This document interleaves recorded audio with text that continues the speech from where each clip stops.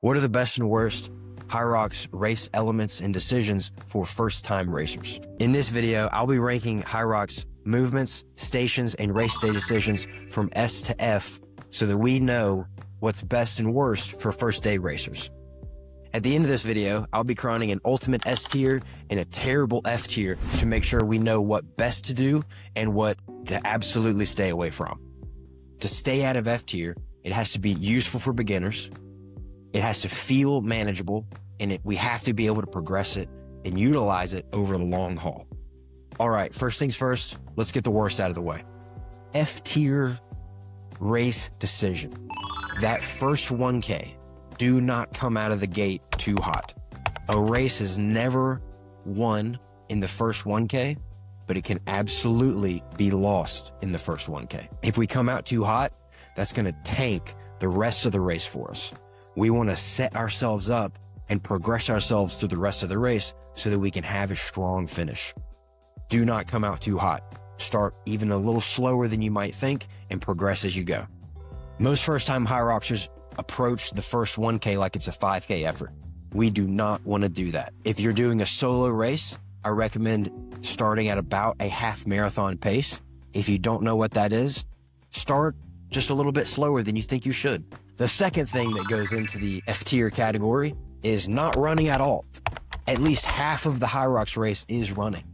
If we ignore running in our preparation, we're ignoring half of what the requirement of the sport is. So do not ignore running. We have to run. Next tier, C tier, deadlifts. I am a huge fan of deadlifts. I have a very strong strength background as an Olympic lifter and power lifter, but deadlifts are not a station in the Hyrox race. We could deadlift 800 pounds, but if that means that we're gonna be running 10-minute 1Ks, we're not very well prepared for the Hyrox race. Deadlifts can be a useful tool to help build our strength, but at the end of the day, the Hyrox is an aerobic event. You don't need to deadlift to be able to work on your sled push. What would be better than deadlifting would be doing a bunch of sled pushing. So if you can only build strength based on what the requirements of the sport are, let's do a bunch of sled pushing.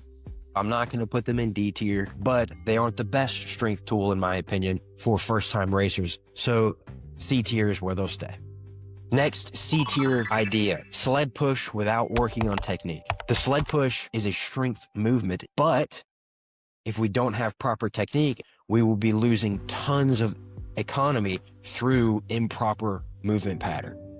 If you do sled pushing every week with no attention to body position, foot drive, cadence, or pacing, we are putting ourselves in a position to blow up on the sled and have a terrible race the rest of the time. Let's make sure that we focus on how to work the sled push and pull, otherwise we're doomed to fail. So having poor sled technique, C tier. B tier. I think the burpee broad jumps go into the B tier category. Burpee broad jumps are very physically demanding. They require coordination, consistency, tempo, you're oscillating up and down. So they are a very critical thing to work on in training. I don't think an entire training plan needs to be devoted on the burpee broad jumps, but they definitely can't be ignored. The sled push and the sled pull are on C tier because even with not great technique, you can still get them done.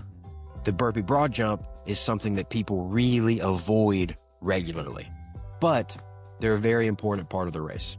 I've seen tons of racers finish a Hyrox, and there's a critical point at which their performance dips, and that's after the burpee broad jumps. You need to work on them, but don't devote an entire training plan to them. A tier. This is, I think, the biggest difference between any two tiers, going from B tier up to A tier. Wall balls go into A tier. Wall balls, in my opinion, are the most important event station other than the running and the ergs. They're the very end of the race, so psychologically, they're not as difficult as something like the burpee broad jumps, but from a training and preparation standpoint, wall balls have more carryover to the rest of a Hyrox prep than something like burpees do. You literally have to hit a target. There's aiming under fatigue. You have to get to a certain depth every single time. There's a potential for no reps. And these things are when you are most exhausted the hardest things to adhere to. For that reason, wall balls, A tier. Very important, especially for beginners. We're still on A tier. Next is running pacing. And I don't mean what your pace is. I mean making sure that you're going through the race with a consistent pace that you can adhere to. We want our heart rate to be elevated. We want to be going quickly. But if we go too fast for too long or too slow for too long, we're going to finish too slowly. So a proper pace is really important. For beginners, I would recommend that be high zone 3, low zone 4, and that's a good place to live. As you get closer to the end of the race, you can modify a little bit more, especially near the end. Last A tier addition, ski and row technique. I'm a big believer that the ski and the rope should take a good bit of your training volume. And it doesn't matter how fit we are. If we go into the ski and we go into the erg with terrible movement mechanics, we are losing tons of efficiency. We want to go into those ergs moving quickly, but not overly fatiguing ourselves. We want to pace properly, and that requires us to be able to do the movement efficiently. Ski and the ergs reward efficiency. Learn how to breathe through them, learn the proper stroke rate, learn what your damper should be at when you learn to breathe properly. When you learn what your best stroke rate and damper settings are, you'll be able to get to the ergs quicker and less fatigued. Before we get to S tier, make sure to leave a like and subscribe if you want more hybrid training content. Thanks, guys. Okay, we're in S tier. This is the best of the best. This is where I think these ideas make the biggest difference for first-time racers. Number 1, build an aerobic base. Hyrox is an endurance event. We need to be prepared to be going for a long period of time without stopping. A vast majority of your training should be aerobic conditioning.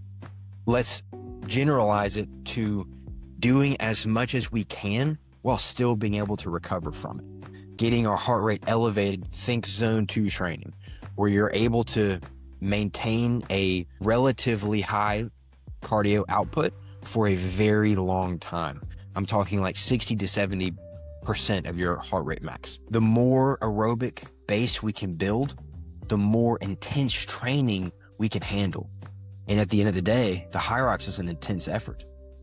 But the intensity is where we're going to build speed. S tier, aerobic base. Last addition to S tier, run. We need to be really smart about it.